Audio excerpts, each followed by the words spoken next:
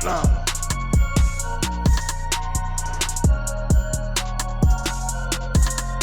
I'm a headliner.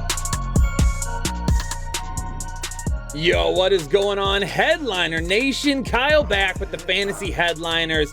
Feeling real good today. We're out of week 2, which for some of you, you're probably happy about, and we're focusing in on week 3 now. Going to be throwing a little bit of a curveball at you with tight ends coming out a day earlier than normal, just switching that schedule up a little bit. But hey, hit that like button for me if you appreciate talking about tight ends, the football kind, and who we could be sticking into our lineup for week 3. Now, as a reminder to everybody, we don't do our percentages at the beginning of videos anymore. We don't talk about our hits and misses in these videos because we have a freestanding video that drops on Mondays called What Just Happened, that allows you guys to see a breakdown of all of our hits, all of our misses, the studs that didn't perform, or studs as we like to call them, and then we go in depth on why we missed on guys. So make sure you check out that video. But let's go ahead and hop right into the action. We're going to be talking about Thursday night football to kick things off this week, and it is going to be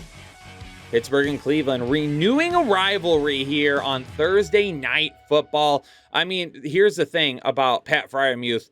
I like what he's doing right now because he's really the number 2 in that offense. I mean, he's kind of the number 2 target right now. We see a huge volume score for them, for him right now. And I'm going to be willing to bet on a TD in week 3, but I'm not going to be willing to bet on a ton of volume just because Jeremiah Owusu-Koramoah from the Cleveland Browns is a nightmare mismatch. That is a guy that can cover tight ends. He can do a lot of different things. So just be careful. If you're starting the Muth this week, just be a little bit weary of some potential upside not being there like we've seen in the past. And for the Cleveland Browns, David Njoku and Harrison Bryant going to be missing on both of them this week, putting them both as sits. Njoku did have 5 targets last week, but I'm really waiting to see if, where things go from here. Can we get him going? They paid him, so we might as well use him. But for now, we won't be. New Orleans at Carolina, and Taysom Hill is kind of a guy that a lot of people bought into for week 2, and then he ended up disappointing a lot of you, especially considering the news that, Jameis Winston was hurt, no Alvin Kamara, things of that nature. He didn't quite do anything, to be honest with you. And I think that's what we're going to see from Taysom Hill. He's tight end eligible, so I think a lot of people are going to be willing to try and throw him into the tight end spot because they probably don't have a tight end that really does anything. But we're going to give Hill another shot this week, but this is going to be a guy that relies on like gadget plays, touchdowns, things of that nature. He's not getting consistent volume. He's not a guy that's always going to have a decent volume score because honestly, he's not even getting a whole lot of targets in the passing game. They're doing different trick plays with him, and that is what's helping him kind of establish some of that fantasy relevance. But Juwan Johnson is the guy to keep an eye on. He is one that is getting quite a few targets over the last week, and because of that and his potential volume and how many snaps he plays, maybe in the future, if we can get rid of that pesky Taysom Hill and have him do something else, maybe Juwan Johnson becomes a start. Houston at Chicago, and the Houston Texans are deploying 3 tight ends still right now. Pharaoh Brown, Brevin Jordan, O.J. Howard. O.J. Howard is still going to have the X factor for me, and he's got the production score right now because of those 2 touchdowns in week 1. But that's really all it is. It's touchdowns. But my hope is that we see kind of a role expand. Now, we had him as a start last week, a very risky start. Remind you, I told everybody that the volume might not be there, but we're going to start him because of potential touchdown. Now, he didn't end up doing anything, but it is something to continue to keep an eye on with him because as he's there longer, if they can get him utilized in the passing game a little bit more, he might start to see some of those targets and then that volume comes up as well. As far as Cole Kmet goes, I mean, he isn't getting any looks, but none of the wide receivers are either. I mean, they have 28 passing attempts in the first 2 games, so that's basically a half for some crazy teams out there. The O-line can block, but unfortunately they can only run block right now. They aren't pass blocking, and we're going to have to wait on Kmet until the passing game does get going. KC at Indianapolis, and a big X factor here really is Shaquille Leonard. Is he going to be healthy and on the field? That is a guy that really pushes this defense, and if he's not out there like we've seen with the first couple of weeks, they have a tendency to underperform. Well, you're not going to be able to underperform against Kansas City because they will burn you quickly. Travis Kelce gets a perfect score this week. The Colts have given up the 6th most fantasy points to tight end so far this season. Again, missing Leonard is a big part of that, and when will he be back? Kelce wasn't a huge factor for Kansas City last week. He's still the number one in this offense. He should still be deployed on your team as such. As far as Mo Cox, Mo problems there in Indianapolis. Even with no Pittman last week, the tight ends were not a factor, but neither was the rest of the offense either. So continue to monitor those two, but for now it does look like Kyle Granson and Mo Cox are not going to be fantasy viable. Buffalo at Miami, a big AFC East showdown this week. Both teams off to a great start. Miami has allowed the 2nd most fantasy points to tight ends of the season. However, last week when there was no Gabe Davis, Dawson Knox only saw 5 targets. That's not enough. We got to get more out of him. But when you've got guys like Isaiah McKenzie and Jamison Crowder that are working the middle of the field and really taking a lot of the targets that Dawson Knox saw last year when Cole Beasley was in and out of the lineup, that really, really hurts him. So for now, he's a fringe sit for me. If you don't have anybody that you feel is necessarily a guy that you can absolutely count on this week, you could still go with Gabe Davis or you're still going to go with Dawson Knox here. We'll have to wait and see what happens with Gabe Davis if he's able to make his way back, but it's really about touchdown upside for me. And for Mike Gesicki, he did score a touchdown last week. He caught all 4 of his targets, but without the touchdown, he's worthless. So it's kind of one of those things where, what are we going to get with the offense? All right. We see how much Jalen Waddle is getting. We see how much Tyreek Hill is getting. Is Mike Gesicki really going to be a guy that we can rely on? As of right now, especially going up a team like Buffalo, absolutely not. Detroit at Minnesota. Hockenson, surprisingly enough, is tied for 5th among tight ends with 14 targets right now. So the production has not come. But if you own TJ Hockenson, we are going to hold out hope a little bit longer, especially going up against a team like Minnesota, who's given up a few points to tight end so far this season. Now, I know he hasn't done anything, and, it's a good matchup, and the amount of volume pushes his score to 18. Just be careful with it, all right? Just be careful with it. Know that if you put him in there, it is still going to be risky, but things are set up for the potential for a good game this coming week. For Irv Smith Jr., here he is finally. I know a lot of people bailed after week 1. 8 targets, was 2nd on the team on Monday night. I'm going with Irv Smith Jr. again this week in a game in a showdown that will likely be a shootout. Baltimore at New England. What else do we have to say about Mark Andrews? Not a whole lot. Nice bounce back this past week. Rashad Bateman seeing a lot of big plays right now, but Andrews will continue to be the volume guy. Isaiah Likely, as of right now, still not fantasy relevant. For Jonnu Smith and Hunter Henry, the passing game for New England doesn't make a whole lot of sense because you paid a bunch of money for Irv Smith Jr. I keep getting caught up there. For Jonnu Smith and Hunter Henry, but you're not targeting them at all. Why are we not utilizing them in the passing game? Until we see that happen, and even in a good matchup against Baltimore, I'm not buying into it. Cincinnati at the New York Jets has really 2 of our most surprising tight end 1 candidates on the season. Hayden Hurst, he's getting quite a few looks right now, but the upside isn't really there because you've got the wide receivers that are going so big play dependent right now. So he's safe, but there's not a whole lot of upside. So you might get 8 to 10 fantasy points out of him, but really nothing more than that. For Tyler Conklin, I do think his upside is a little bit better. Now, again, it's the same thing where you look at the wide receivers around him and they're fantastic. And because of that, it does limit that upside. But if I had to go with one guy right now, I would say Tyler Conklin has a little bit more upside than Hayden Hurst. Just be careful for Joe Flacco to come crashing back down to earth.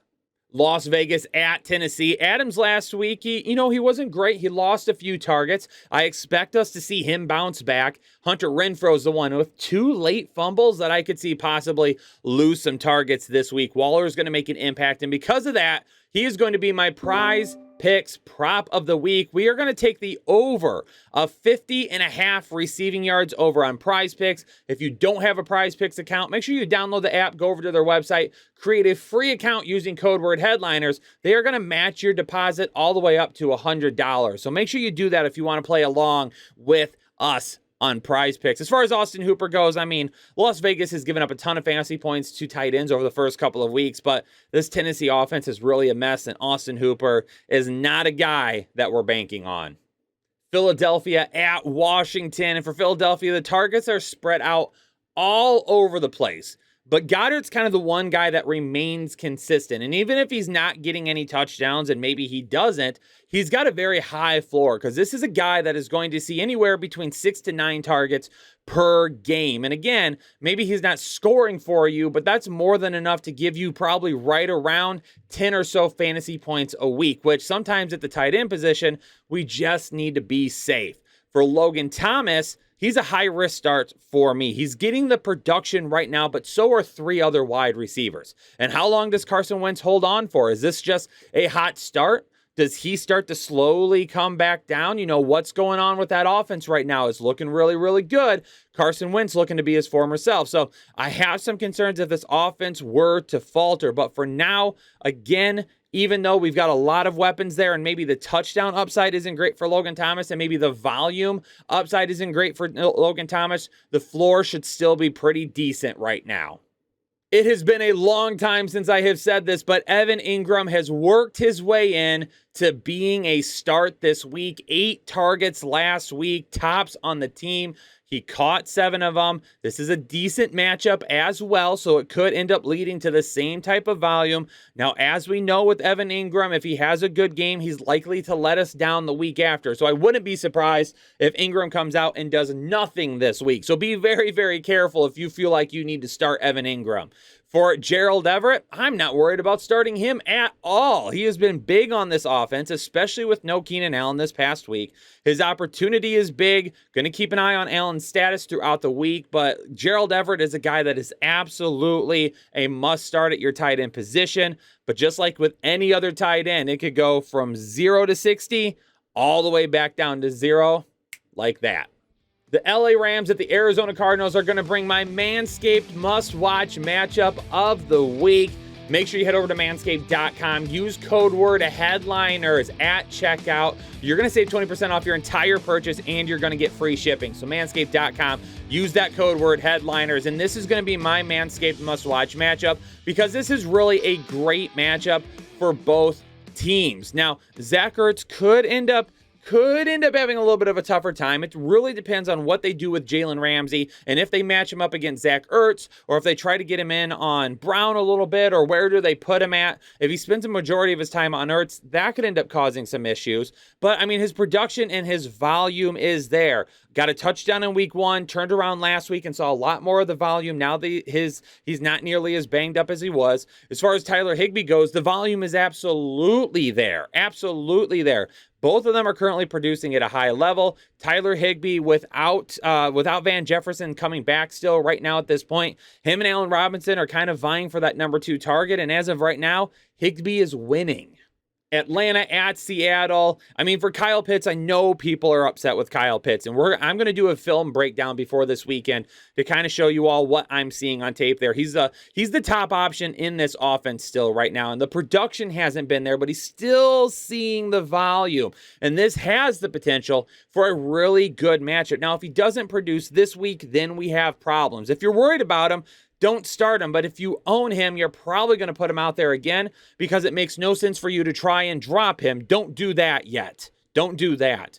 And are you really going to stay, who are you going to get off waivers that's a better tight end option? So for me, probably going to be starting Kyle Pitts again this week. And for the Seahawks, I mean, it's a great matchup for them, but they got 3 guys they're utilizing, and if one doesn't score, they're not viable.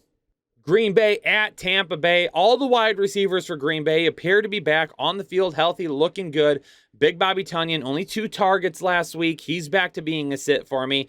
Cameron Brate, Kyle Rudolph. I mean, they could be missing Mike Evans this week. As of this recording, his hearing for his suspension still had not taken place, so I don't know the outcome of it as we're recording this. Obviously, if he were to be suspended, we could potentially take a look at it, especially if Julio Jones were to be missing and Chris Godwin doesn't come back again this week. So there's still a lot to go. So as of right now, Brate and Rudolph will probably have to cover again later in the week.